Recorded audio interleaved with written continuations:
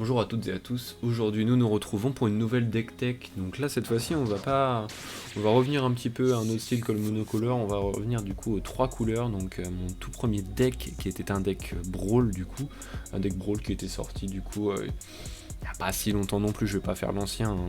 Mais du coup c'était un deck de Brawl, voilà, donc avec Commander en 60 cartes, qui était dans un espèce de préco, un peu si vous voulez comme on fait maintenant avec les précos de Commander, vu que maintenant ça s'est un peu normalisé.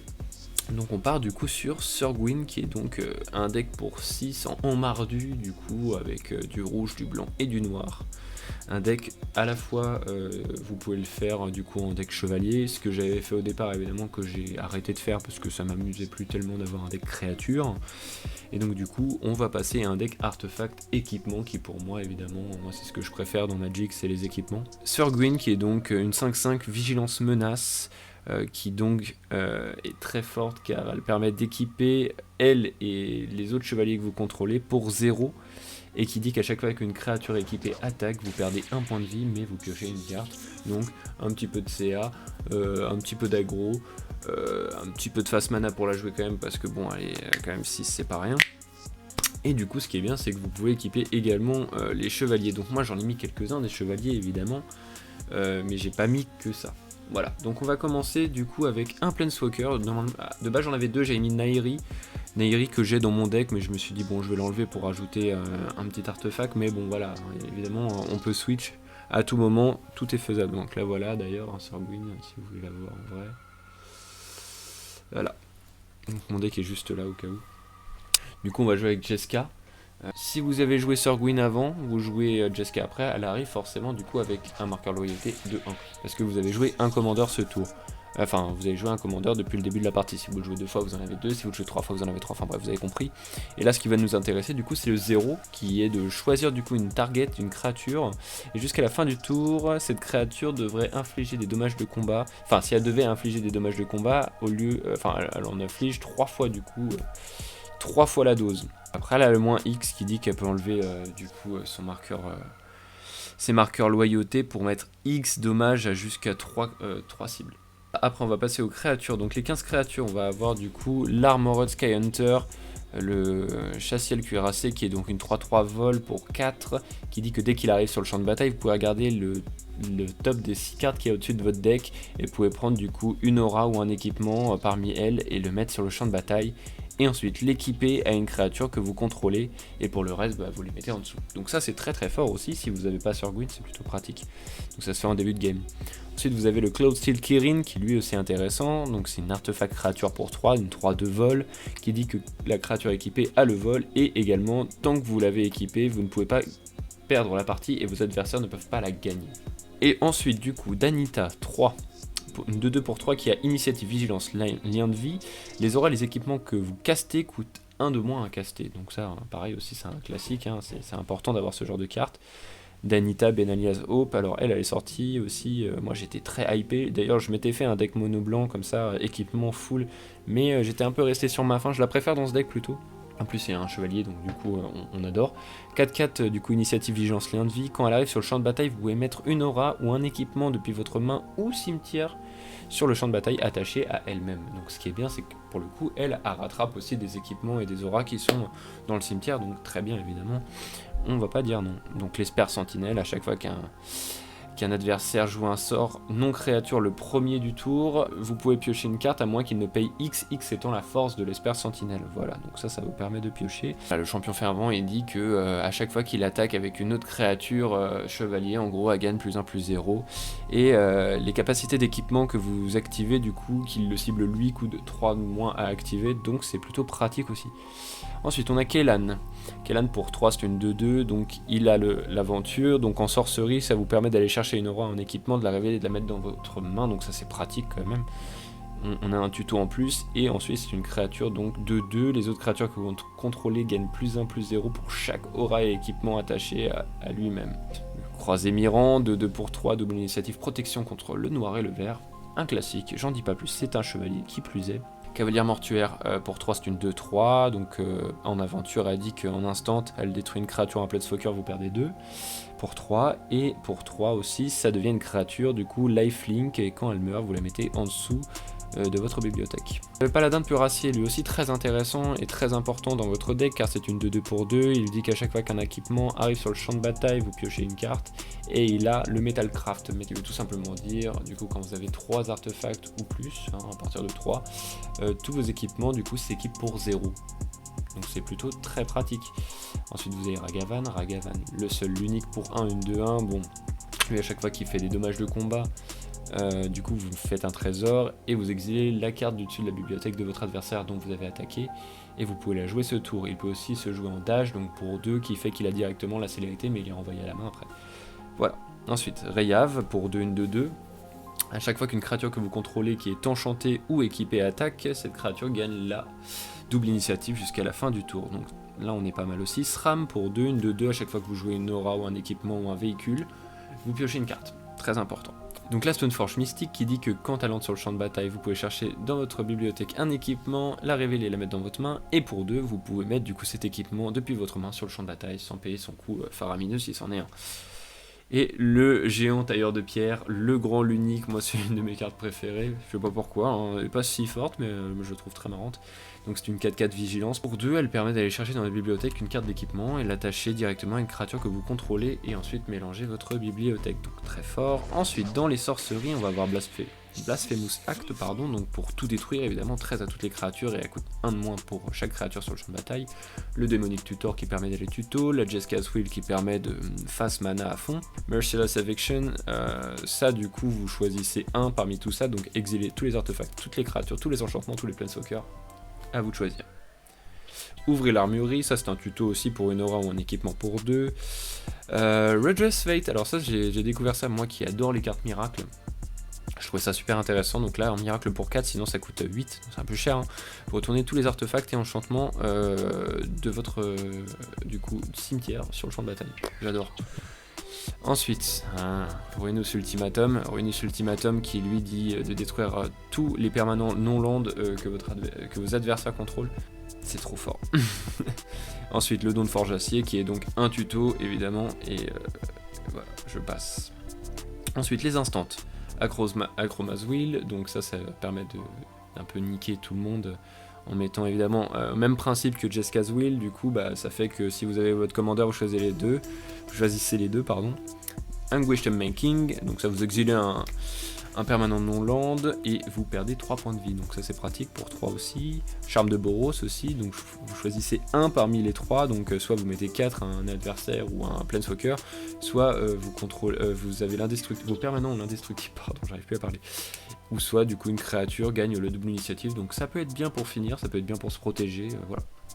Deflating SWAT, que j'aurais pu enlever parce que moi je l'ai échangé, je l'ai plus cette carte dans le deck, mais je trouve que ça reste quand même très fort, hein. Ça permet de choisir du coup une nouvelle cible si on vous cible, et qui plus est pour 0, ça peut être fort du coup si vous avez votre commandeur, voilà. Le T-Spark, suppression d'étincelles pour 2, vous exilez un permanent ciblé avec une mana value de 4 ou plus. Lighted Tutor, un énième tuto parce que c'est important. Flawless Maneuver qui vous permet de gagner l'indestructible sur vos créatures jusqu'à la fin du tour pour 0 si vous avez votre commandeur, sinon pour 3. Inventory Management, alors ça je trouvais ça marrant, si pour 2 c'est split second, ça peut pas être contré du coup, on peut pas avoir de réponse dessus en tout cas. Et donc pour chaque aura et équipement que vous contrôlez, vous pouvez attacher celle-ci à une créature que vous contrôlez. Donc si vous n'avez pas Surguin mais vous avez une autre créature, c'est trop fort. Mortify, voilà, vous détruisez un enchantement ou une créature, Pass to Exile, vous exilez une créature et votre adversaire dont vous avez exilé la créature va chercher un land basique, le met engagé, Teferi's Protection qui protège tout votre board et vous-même jusqu'à la fin du tour, donc un anti-combo plus ou moins on va dire. Ensuite les artefacts 24 du coup, Arcane Signet pour le ramp, Armor Gargantum, alors pour 6 ça c'est marrant, hein. Ça donne 6-6 du coup, c'est là où moi je m'amuse le plus en tout cas avec les équipements.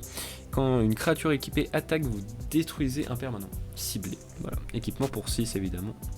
Basilic Collar, donc pour 1 vous gagnez Death Touch et Lifelink, équipement pour 2. Blackblade Reforge pour 2, équipement 7 ou sinon 3 pour une créature légendaire ou 0 avec Sorguin évidemment. La créature équipée gagne +1/+1 pour chaque land que vous contrôlez. Colossus Hammer, donc pour 1, ça aussi très fort, équipement 8. La créature gagne +10/+10 et perd le vol. Commander's Plate pour 1. La créature équipée gagne +3/+3 et protection contre toutes les couleurs que vous ne jouez pas. Donc tout sauf Mardu, du coup c'est un peu moins fort quand il y a beaucoup de couleurs, mais protection contre vert, bleu... Moi je trouve pas ça si dégueu, en soi je la laisse quand même. Ensuite vous avez Fléau du concurrent du coup qui dit que la créature équipée gagne +1/+1 pour chaque couleur parmi les permanents que vous contrôlez. Et tant qu'il est attaché à une créature, vos adversaires ne peuvent pas jouer de sort pendant votre tour. Et donc ça c'est extrêmement fort, hein, bah, évidemment. Cranial Plating pour 2, la créature équipée gagne +1/+0 pour chaque artefact que vous contrôlez, donc ça peut être utile aussi.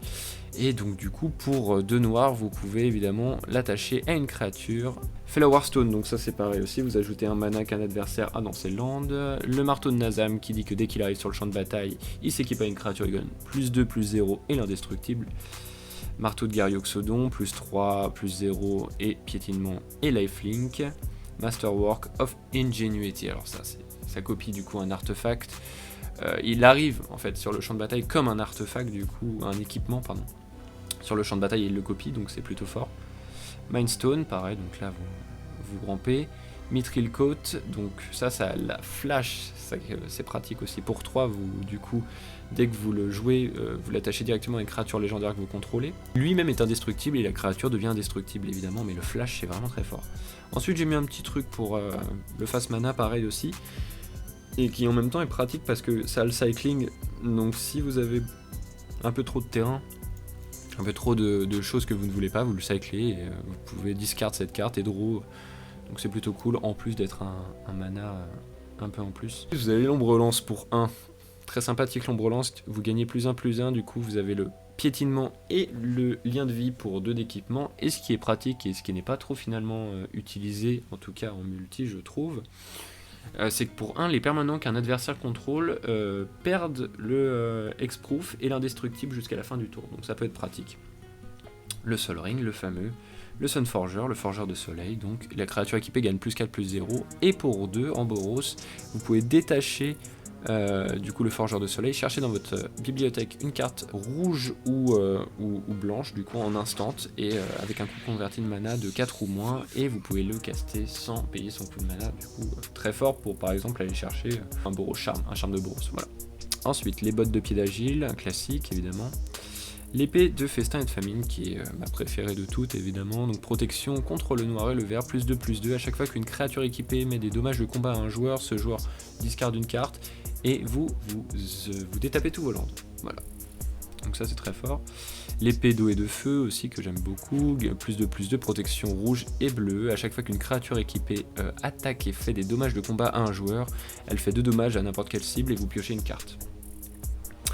Ensuite, l'épée de l'animiste, qui est un peu votre épée de rampe, hein, du coup, à chaque fois que vous attaquez avec votre créature, vous pouvez aller chercher un basic land et le mettre taped. L'épée de la vengeance, +2/+0, first strike, vigilance, trample et célérité, donc pour 3 et 3 d'équipement. Et ensuite, vous avez l'épée de guerre et de paix, que j'ai en version pimpée à mort. Et qui dit qu'elle donne +2/+2 protection contre le rouge et le blanc. À chaque fois que la créature équipée met des dommages de combat à un joueur, elle met également autant de dommages par rapport au nombre de cartes qu'il a dans sa main. Et moi je gagne, enfin le contrôleur du coup gagne un point de vie pour chaque carte qu'il a dans sa main. Donc ça vous permet aussi de gagner un petit peu si vous avez bien pioché comme un salaud. Fighter class dans les enchantements au nombre de 3. Donc lui quand il arrive sur le champ de bataille, allez ça tuto. Ensuite pour 3 le level 2, les habilités du coup d'équipement coûtent 2 de moins activées. Pour 5, du coup quand une créature que vous contrôlez attaque, une créature ciblée du coup doit la bloquer si possible. Voilà. Le manteau des anciens. Alors ça pour 5 c'est une aura qui dit qu'elle ramène du coup du champ de bataille toutes les auras et tous les équipements depuis le cimetière, du coup toutes, et vous l'attachez à une créature et du coup ça met que la créature enchantée gagne +1/+1 pour chaque aura et équipement qui sont attachés à elle. Plutôt pas mal aussi en game breaker. L'aide de Sigarda que j'hésitais un peu à cut pour 1 chaque fois qu'une aura ou un équipement que vous mettez sur le champ de bataille, que vous jouez, vous pouvez l'attacher directement sans payer son coût d'équipement à une créature et vous pouvez le faire en flash. Moi c'est vraiment juste pour le flash que je l'ai gardé, je trouve ça vraiment intéressant de le faire. Et donc ensuite les landes 37, hein, donc ancienne tombe, je la refais plus celle-là, Arin Mesa, Celle-là elle est intéressante, Axeguard Armory, parce que vous pouvez la sacrifier en payant 4, donc en plus elle on va dire que ça fait 5. Vous pouvez tuto carrément du coup une carte d'aura ou d'équipement, la révéler, la mettre dans votre main. Blood Crypt, Clifftop Retreat, Command Beacon, évidemment ça c'est obligatoire parce que c'est un peu obligatoire d'avoir Sorgwyn sur le terrain, à part si vous avez vraiment une très bonne main et que vous arrivez à gérer un peu tout ça. Mais la commande Beacon quand même elle permet du coup de la sacrifier, de mettre votre commandeur dans votre main depuis la command zone, donc ça permet de la rejouer pour 6 au cas où, si jamais elle coûte 20 000 quoi. Commander Tower, Dragon Skull Summit, Godless Shrine, Isolate Chapel, Marche Flat. J'ai décidé de mettre 6 montagnes, 7 plaines et 6 swamps, donc 6 marais. La Plaza of Heroes qui permet de, pour 3, en l'engageant d'exiler elle-même pour target une créature légendaire et lui mettre Hexproof indestructible jusqu'à la fin du tour. Elle permet aussi de mettre un mana de n'importe quelle couleur pour jouer les sorts légendaires. Donc c'est plutôt fort.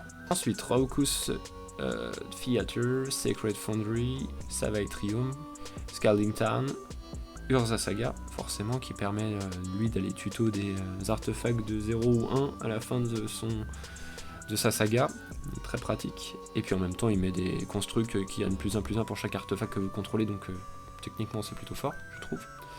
Et Vault of the Archangel qui dit que pour 4, les créatures que vous contrôlez gagnent lien de vie et contact mortel. Donc voilà, j'ai fait un peu le tour, la liste est un peu chère parce que voilà, blablabla, 982 €.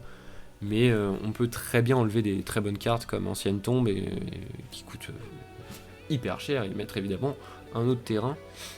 Ça marche tout autant et puis ça dépend aussi en quel niveau vous jouez avec vos potes. Là on est vraiment sur de l'amusement, voilà, moi je n'hésite pas à conseiller de jouer les proxys évidemment, encore une fois je le dis, parce que ça permet de bien étudier un deck et de faire usage consciemment de son argent, de se dire que si jamais vraiment ça nous plaît, on l'achètera cette carte. Donc voilà. J'espère que cette petite liste vous aura plu. Excusez-moi, j'aurais bien voulu vous montrer directement mon deck, évidemment, parce qu'il est quand même joli. Regardez, il y a des belles cartes dedans. Il y a des très jolies cartes dedans, mais bon. Le truc, c'est que, franchement, on voit pas grand-chose. Enfin, je suis obligé de faire ça en fonction du reflet et tout. Enfin, c'est chiant. Donc, je préfère vous montrer ça directement sur Moxfield. Ça fait un peu plus pro, je trouve. Et voilà, bah, j'espère que ça vous a plu, en tout cas, cette petite decklist. Et j'essaierai de faire une petite vidéo en mardu encore parce que j'aime bien cette combo de couleurs, surtout avec Kaalia. Donc là ça va être un peu le premier, mais Kaalia qui était aussi un deck que je joue, donc mon cœur balançait entre les deux. Voilà, donc de toute façon je ferai beaucoup d'autres decks et on se retrouve du coup pour une prochaine incessamment sous peu. Et c'était Gel Kaye, je vous souhaite une bonne journée ou une bonne après-midi ou une bonne matinée ou une bonne soirée en fonction de quand vous regardez. Et puis à bientôt.